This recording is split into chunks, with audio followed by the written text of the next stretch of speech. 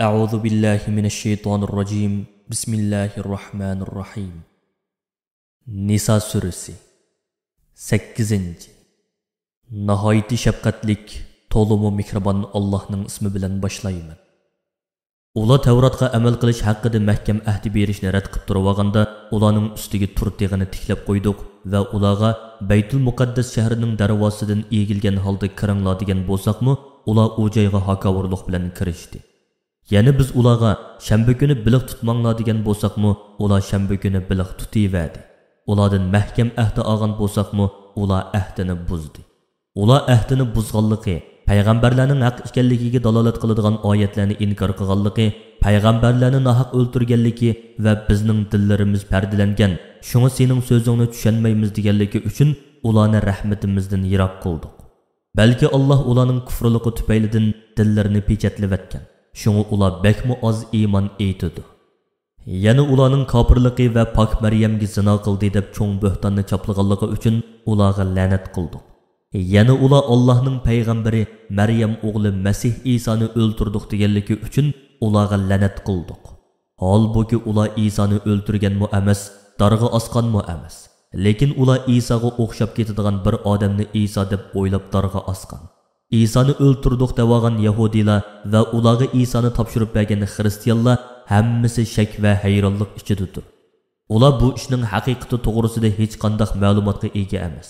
Faqat gumon qila asoslanadi. Ular u odamni İsa deb haqiqiy ishinib o'ltirmadi, balki shubhilanib turib o'ltirdi. Aksicha Allah İsa'ni badani va ruhi bilan hayot holatida o'z tarafiga ko'tardi. Uni kofirlardan qutqizdi. Allah padişahlıqıda g'olibdir, hükümlerde ve tedbirlerde hikmet bilen iş qilguchidir. İsa aleyhisselam ahir zamanda osmondan tushgandan keyin ahli kitobdan har bir kishi İsa vafot bo'lishdan ilgari uningga cho'qim iymon etdi. İsa qiyomat kunida o'ziga iymon etganlarning rostchilligiga va o'zini inkor qilganlarning yolg'onchiligiga guvoh bo'ladi. Yahudilar cho'ng gunohlarni sodir qilish orqali o'ziga zulm qilganligi, ko'p kishilarni Allohning yo'lidan to'sqanligi, haram qilingan jazonini yeganligi, kishilarning pul milni nohaq yavaganligi uchun Allah ilgari halol qilgan pokiz narsalarni ularga haram qilibdi. Yahudilarning orasidan Allohni va uning payg'ambarini inkor qilgan kofirlarga oxiratda qattiq azob hozirladik. Ammo Yahudilarning ichida Allah nozil qilgan ahkomlarni bilishda bilimi cho'nqur bo'lganlarga, Allohga va uning payg'ambariga iymon keltirganlarga: "Ey payg'ambar, Allah sana nozil qilgan Qur'onga ve senden ilgirki peygamberlerge berilgen Tevrat ve İncil qatorliq kitaplarga iman keltirgen, namozni mukammel ado qiladigan, pul milining zakatini beradigan, Allohga ve ahiret kuniga iman keltirgen müminlarga jannatdan iborat katta mukofot ato qilamiz." Ey payg'ambar, shaksizki kishilarga haqdinni yetkazish to'g'riliq Nuhga ve uningdan keyingi payg'ambarlarga vahiy qilgandek sana vahiy qildik. Hamda İbrahimga, İsmoilga, İshaqqa, Yaqubqa, Yaqubning avlodlaridan bo'lgan payg'ambarlarga, Isaga, Ayyubqa, Yunusqa, Harunga, Sulaymonga vahiy qilgan edik. Davudga samoviy kitob Zaburni ato qilgan edik. Biz avatgan payg'ambarlarning orasida biz sana mushu oyatning ilgirki oyatlarda bayon qilgan payg'ambarlarmi, hikmatimizning taqozosi bo'yicha bayon qilmagan payg'ambarlarmi bor. Allah Musaga bevosita so'z qilish orqali uni sharaflantirdi. Bizning payg'ambarlarni xush xabar berguchi va ogohlantiruvchi chiqib avatganligimiz kishilarning payg'ambarlar kelgandan keyin iymon etmaganligiga Allohning oldida bahona ko'rsatmasligi uchundir. Allah o'z podshohligida g'olibdir, tadbirlarda hikmat bilan ish qilguchidir.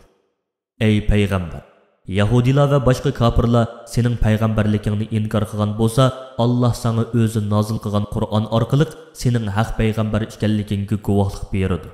Allah Qur'onni o'z ilmi bilan nozil qildi. Farishtalarmu sana kelgan vahiyga guvohlik beradi. Allohning guvohligi yetarlidir. Shubhisizki, sening haq payg'ambar ekanligingni inkor qilgan va kishilarni islom dinidan to'sqanlar haqiqatan haq yo'lidan intayin bak yiroqlashib ketganlardir. Shubhisizki, Allohni va uning payg'ambarini inkor qilgan, kufrda chingtirib olib o'ziga zulm qilganlarning gunohini Allah hargiz kechirmaydi. Ularni nijotlikqa ib chiqadigan yo'lga boshlamaydi. Ularni faqat do'zaxning yo'liga qo'yib yetadi. Ular do'zaxda mangu qoladi. Bu Allohga osondir. Allah hammaga qodirdir. Ey insonlar, Sizlarga bizning elchimiz Muhammad alayhissalom Rabbanglar tarafidan haqdan bo'lgan islom dinini ilib keldi. Sizlar uningga iymon etinglar, uningga agishinglar. Chunki uningga iymon etish sizlar uchun yaxshidir. Agar sizlar kufrni davomlashtirsanglar, bilib qo'yinglarki, Allohning sizlarga va sizlarning iymoninglarga hojati yo'q. Chunki Alloh osmonlardagi va zamindagi narsalarning hammasining egasidir. Alloh sizlarning gap so'zinglarni va qilgan amalinglarni bilib turg'uchidir. Qonun belgilashda va uningga buyurishda hikmat bilan ish qilg'uchidir. Osmonlar va zamin Allohga bo'ysungan ekan, sizlarning Alloh taologa, Muhammad alayhissalomga va uningga nozil qilingan Qur'onga iymon keltirishinglar sizlar uchun eng yaxshidir. Ey xristianlar, dininglar haqida to'g'ri e'tiqodda bo'lishdan chetnab ketmanglar. Alloh haqida faqat haq gapni qilinglar. Uningga ayol va bolani mansub qilmanglar. Masih Maryam o'g'li Isa faqatla Allohning payg'ambaridir. Alloh uni haq payg'ambar qilib avatdi. Uni Jibril orqali Maryamga avatgan bo'l degan kalimasidan yaratdi. U Alloh tarafidan pülangan ruh bo'lib, uni Allohning amri bilan Jibril püladi. Shuni sizlar Allohga va uning payg'ambarlariga iymon etinglar. Payg'ambarlar Allohdan ilib kelgan vahiyga amal qilinglar. Isoni va uning onasi Maryamni Allohga sherik qilib olmanglar. Alloh uchtur degan sapsatanglardan yininglar. Bunda qilish sizlar uchun nihoyat yaxshidir. Alloh faqatli birli ilohdir. U ayoldan va bolaliq bo'lishdan pokdir. Osmonlardagi va zamindagi shaylarning hammasi Allohningdir. Ahvol shundoq tursa, Allohning o'z maxluqoti ichidan qandoqmi sheriki yoki bolasi bo'lsin. Alloh bandalarining ishlarini idora qilish, ularning hayotini qo'g'dash uchun yetarlik homiydir. Masih Allohga banda bo'lishdan hargiz bosh tortmaydi. Allohga yaqin farishtalarmi o'zlarining Allohning bandasi ekanligini e'tirof qilishdan bosh tortmaydi. Kimki Allohga bandichilik qilishdan, uningga bo'ysunishdan bosh tortadi ekan va takabburlik qiladi ekan, bilib qo'ysinki, Alloh ularning hammasini o'z dargohiga to'playdi. Ondan ularning orasida adolat bilan hukm chiqaradi va ularning har biriga tegishlik mukofot yoki jazo beradi. Allohga iymon etib, shu iymonini e'tiqod, amal va gap so'zda isbotlagan, Allohning shariatida mustahkam turgan kishilarga kelsak, Alloh ularning amalining mukofotini to'liq beradi. O'z fazidan texmi oshirib beradi. Ammo Allohga itoat qilishdan bosh tortgan va o'zini cho'ng tutib Allohga bandichilik qilishga bo'yin tovliq qilgan kishilarga kelsak, Alloh ularni qattiq azoblaydi.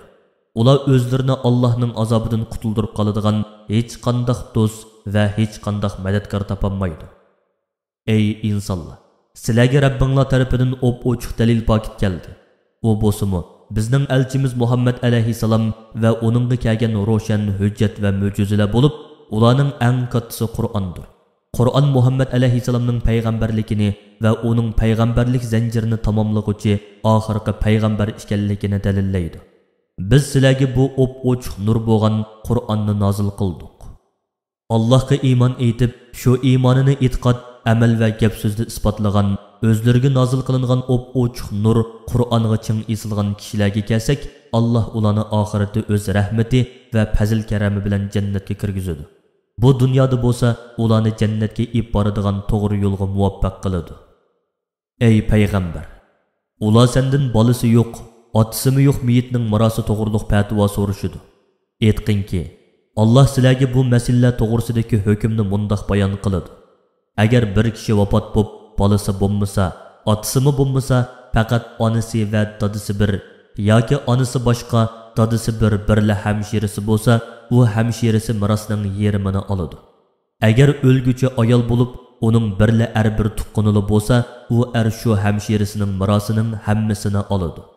Agar o'lguchining ikki hamshirasi bo'lsa, ular mirosning 3dan 2sini ilib, o'z orasida tangdan o'lishidi. Agar varislar ham ham ayol bir tuqqanli bo'lsa, ularning ichidagi bir erga ikki ayolning o'lishi beriladi. Sizlarning miros ishlarida haqiqatdan chatnab ketmasliginglar uchun Alloh sizlarga miros taqsimotini va bolasimi, otasimi yo'q miyitning mirosining hukmini bayon qilib berdi. Alloh ishlarning oqibatini va bandalarga nimaning foydali va nimaning ziyonli ekanligini to'liq bilguchidir.